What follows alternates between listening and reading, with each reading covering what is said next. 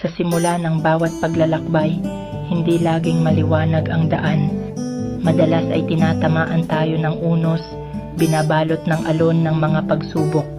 Ngunit sa gitna ng lahat ng ito, may isang pangako, isang sumpa ang hindi kayang sirain ng anumang bagyo.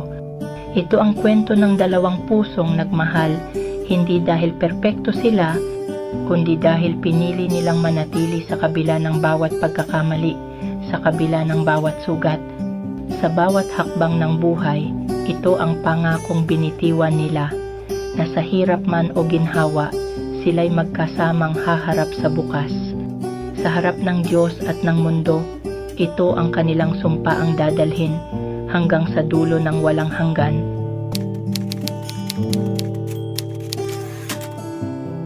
Sa gitna ng unos at alon ng pagsubok, sa bawat sigaw at bulong ng hindi pagkakaunawaan, narito ako, nakatindig, matatag, sa harap ng ating pagmamahalan.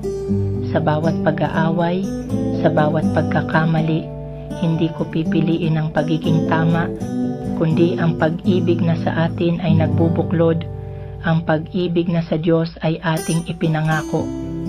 Sa bawat luha at hinanakit, sa bawat pagdududa at pangamba, narito ako, handang magpakumbaba, handang magpatawad, handang umunawa, sapagkat ang pagmamahal ay hindi perpekto, ngunit ito'y totoo, ito'y totoo. Sa bawat araw na lumilipas, patuloy kitang pipiliin, patuloy kitang yayakapin. Sa hirap at ginhawa, sa lungkot at saya, sa bawat pagsubok na darating, narito ako, mananatiling tapat, mananatiling ikaw ang aking kapiling, at sa harap ng Diyos, sa harap ng lahat, ipinapangako ko, ikaw at ako, hanggang sa dulo ng walang hanggan, ang ating pagmamahalan ay mananatili, titibay, lalago. Kahit anong mangyari, kahit saan man dalhin, ang ating mga puso ay magkasama.